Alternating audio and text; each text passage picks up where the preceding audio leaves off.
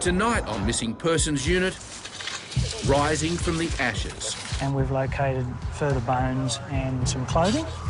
Chilling clues to a 4-year mystery. Do you believe you know who it is? Plus the case of a missing mum. Do you have any idea where she may be? No. Jeanette's final text message.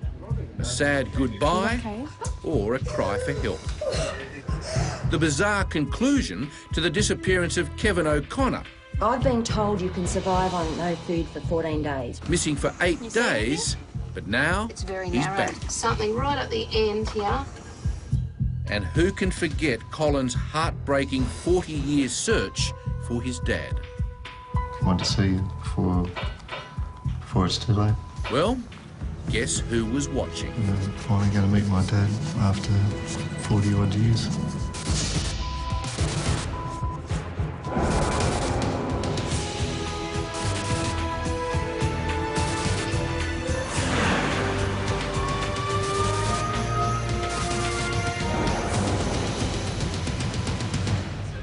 Overnight, another 21 people have been reported missing. Vanessa, you've got a 35-year-old lady from Punchbowl.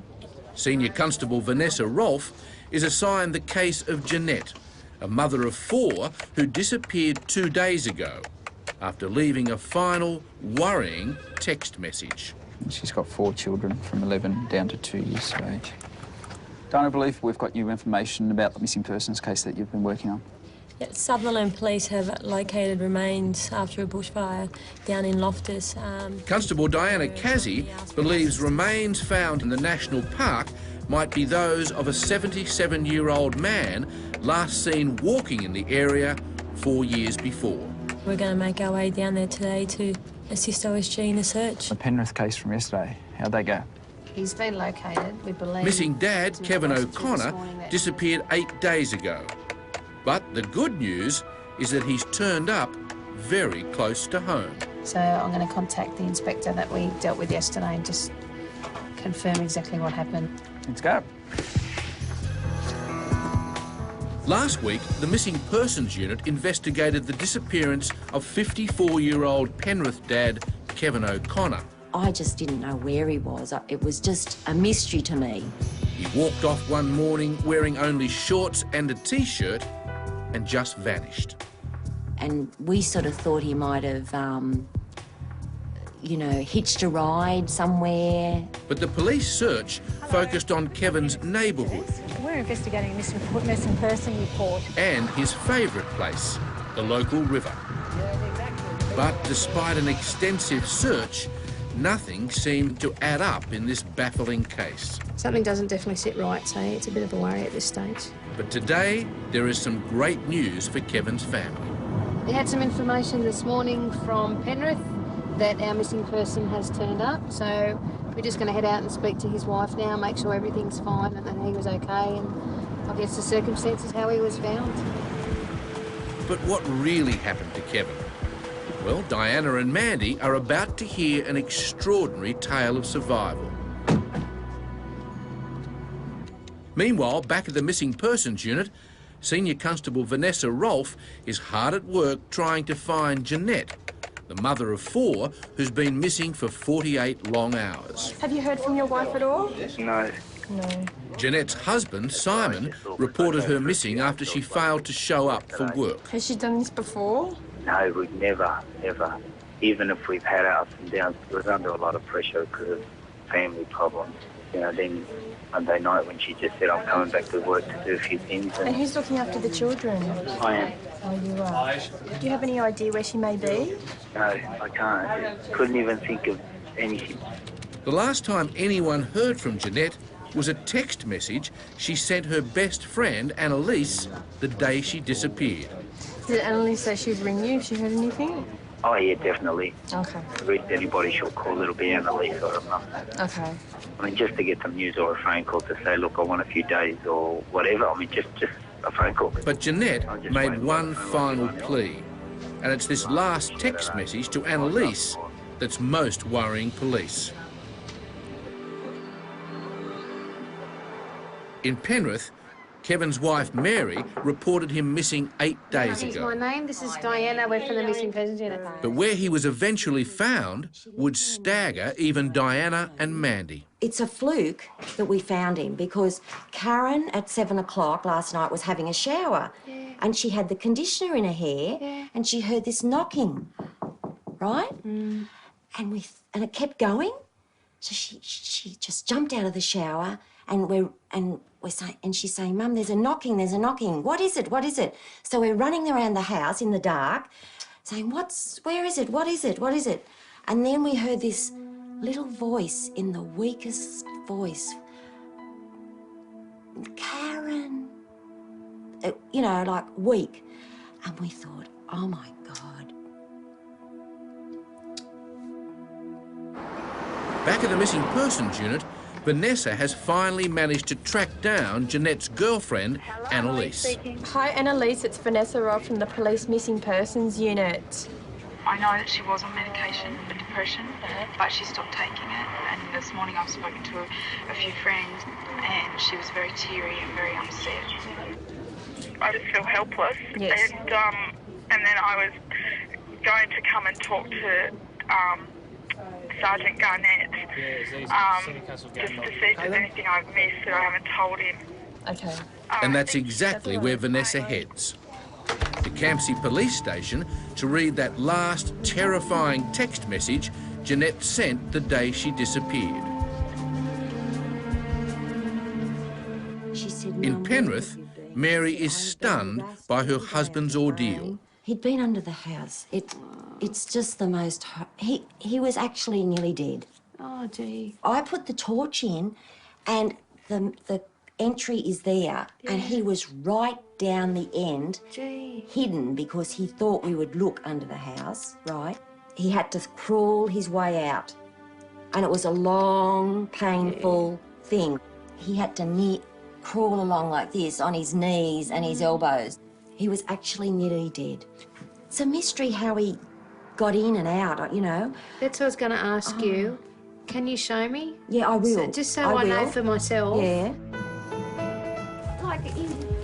Back at Penrith, Kevin is now recovering in hospital. And this is where he existed alone for 8 days. Don't go under. But he was right up the end of the house. He was lying on rocks. He's covered with bruises. You see anything? No. There's a lot of brick pillars, so it's hard to sort of see. Amazingly, Kevin survived for over a week hiding here, in the dark, without food or water. It looks like that could be bedding up there, actually. It's quite clear, though. As you said, there's a clear path from here, but too many cobwebs for me. Across town, as Vanessa drives to the police station, she knows that time may be running out for Jeanette. Annalise, Jeanette's best friend, will be meeting us out there. Hopefully she'll shed some light on the investigation. And her best friend, Annalise, also knows there's no time to lose. I think some people underestimate her. She's a very strong woman. She's got the guts to do something, like to go somewhere or to drive somewhere, so I would say she's very unstable at the moment. And that's very apparent from the last distressing message Jeanette sent to Annalise. By the time I read it, showed my husband and dialed the number, her phone was off. So Vanessa needs to know immediately if Jeanette is capable of acting on the threat she made in her final message. Back in Penrith, Kevin's wife is determined to show Mandy how her husband survived the ordeal. He told us that he had his foot against the hot water pipe to keep him warm. Oh, right? Oh, okay, right in the corner. Yeah. So he was here. So that's a long way. And we said to him, why did you call out? You know, why not earlier? And he said, I couldn't do it anymore. And I honestly believe if you hadn't come, you know, like now, if we hadn't have found him today, we would have been finding a body tomorrow. So what did drive Kevin to spend 8 days hiding under the floorboards of his house? The thing that triggered him off to do such a strange and bizarre thing because he'd never ever done this in 55 years, was that he was worried they would put him into hospital. He doesn't want to take any drugs. They give him headaches and they make him sick, you know? I'm just really glad that it's all worked out and he's in the best place and you're okay and hopefully, you know, Karen's okay too. Yeah. And even after everything she's been through, Mary still finds a reason to smile. Look close to home. Look in the obvious places. Like when you lose your car keys, go and look in the fridge. It's a happy ending and case closed on Kevin O'Connor, but not before police give Mary a useful tip of their own. Think about putting a lock maybe under there. Yes. Just for your own peace of mind, you know. Yes, exactly. I'm not saying it's going to happen again, but like for your own peace of mind, then you know you can't sort of get under there. And Yes, okay. you take it All easy. right, thank you very much. Okay, all right then, bye-bye. Meanwhile, back at Campsie, Annalise paints a picture of a friend in desperate need of support. She's talked about hurting herself before. On a few occasions she's talked about that, and she's asked me to promise her to look after the children, and I said to her that you can't ask me that because it's not fair. I've got no say of your children, you know. But in her final cry for help, that's exactly what Jeanette asked Annalise to do. The phone went off, I picked it up, and it just says, make sure my kids are well looked after. Across town, Constable JEANETTE CASE is travelling south to begin work on her new case. The identification of human bones unearthed after a recent bushfire. Well, we're currently on our way to the site where crime scene are, and Sutherland Police, a few detectives and the OSG personnel who are searching the area, and they're going to brief us on what's happening and what's been happening the last few days with the search. The search site is in the Royal National Park near Sutherland, New South Wales. How you going? Diana from the Missing Persons Unit. Glad Nice to to meet you. So what have you actually found? Last week, on Thursday evening, there was a little fire in this area of bushland over here. Oh, okay. And while the National Park Service was in fighting that fire, they located some remains. Oil working from the back of the vehicle. Firefighter Peter Young was first on the scene and discovered the bones. Approximately 2 or 3 metres in front of me there was this object, and during the course of the night more and more objects of interest were found. Okay. But that was the first item we found, and it wasn't immediately obvious that it was a human remain, but turned out to be. Diana suspects the remains could be linked to a missing persons case of a 77-year-old man last seen walking through here 4 years ago. So do you believe you know who it is, or...? At this stage, we have indications, Okay. but we can't be certain at this stage. It's probably one of our missing persons? At this stage, it looks like it possibly, yes. Yeah. Back at Campsie Police Station, for Annalise, reading that final text message from Jeanette is heartbreaking. I love you. Please make sure my kids are well looked after, and it's just got a little picture of somebody crying.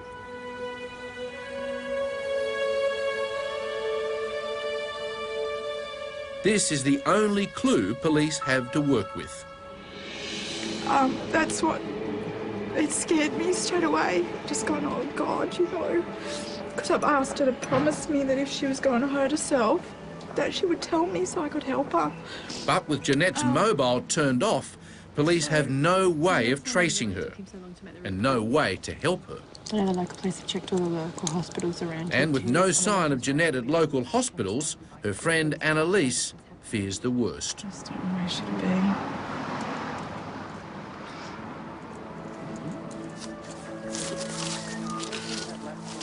Back in the national park, police are conducting a line search across the area. What they're using is rakes and tools to scrape all the humus, the build-up, from at least the last couple of years' worth of leaf litter. And as you can see, it's actually getting sieved and hand-searched, looking for various items. It's a painstaking task that police will continue until they've searched every inch of this site. It is a stick, but it did look like part of a bone. Yeah, it does. It looks like one of these bones. Anthropologist Dr. Denise Donlan has arrived to identify the remains. about. It does look like a radius or an ulnar. It's now her job to cross-match the bones against Diana's missing persons file. It appears as if the body was probably not buried, that it was on the surface, and some clothes have been found on the surface as well. So all that's fairly typical of someone who has just died and not actually been buried. Diana's hope is that a result will bring closure for a family after 4 long years. At Campsie Police Station, there's finally been a breakthrough in the case of missing mother of 4, Jeanette. We've just got some news. They've just found Jeanette. But the news is not all good. She's okay. She's okay. She's okay. I'm gonna kill myself. Simon actually found her. Where was she? She's in Banks. She's at Bankstown. She's in her car. She is not well, and she's at the moment being transported to Bankstown Hospital. Yeah. And she will be assessed there. Oh, thank God.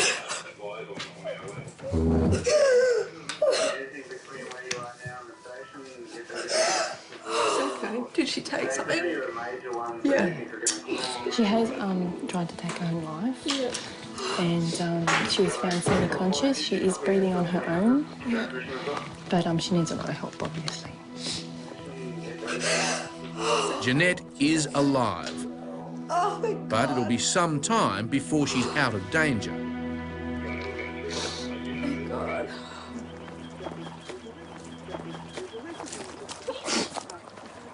Back at the search site, Dr. Donlan has made a breakthrough. 2 of the bones are quite interesting in that they're the thigh bones or the femurs, and they've both got metal attachments to them. That is, they've had hip replacements. Diana's files show that her missing person, who disappeared here 4 years ago, also had a hip replacement. That's wonderful in terms of identification because there are markers on those metal hip replacements. It's a bit of humerus. So every item and their serial numbers are now photographed and their locations fixed by a GPS reading so that police can mark it as evidence for the coronial inquiry. Police believe they know who the person is, but they can't reveal this until the coroner has confirmed their identity. I guess you guys are looking at obtaining medical records and maybe that being a form of identification. Yeah, all the evidence that we can gather here, plus medical evidence from the family, will assist us in making that positive identification, and of course will assist the family in getting some closure to their loved one. The final step in resolving this case is to compare the remains collected here against X-rays and medical records of Diana's missing person. It's been a good find today with the OSG personnel, and hopefully for a positive identification in the next couple of days when we head to the coroner's court for the identification stage.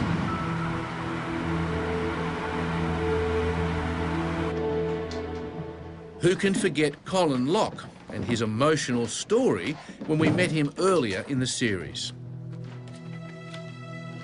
Colin has spent his entire adult life searching for his missing dad. He took us out on a day trip, and then something happened, and then that's the last I've seen him. That is until Constable Pat McEwen tracked him down in a nursing home. We've located your father. It certainly was not the happy ending Colin had hoped for. He doesn't wish for any family members to know his location. So he made a heartfelt plea to his father. If you're watching this, Dad, I would like you to meet my wife and children and your grandchildren. I just want to see you before it's too late. And his dad saw it all. Apparently they got my dad to watch the program on TV, and he had a change of heart after seeing the show. And I'm finally going to meet my dad after 40-odd years. It's a big moment. It's a missing link in my life. For Colin, who last saw his father as a 7-year-old boy, 40 years of searching comes down to this next moment.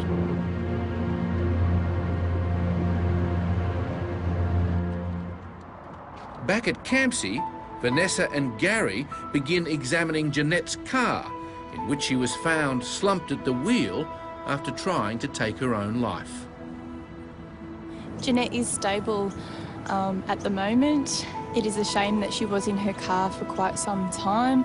We are very lucky that someone did find her just in time, but I do stress, I suppose, the moral of the story is that if you do see something out of the ordinary, if someone doesn't look well, whether it be a child or an animal or an adult, that you do something about it and do ring police. Jeanette is now recovering in intensive care. We can just hope for the best and she recovers, and she's definitely in the right place at the moment. 3 hours later, Colin Locke returns from his first meeting with his father in 40 years.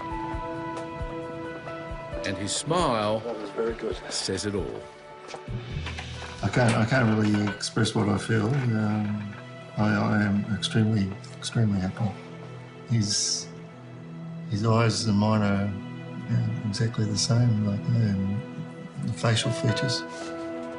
We were talking about the types of food we like, pickles and corned beef.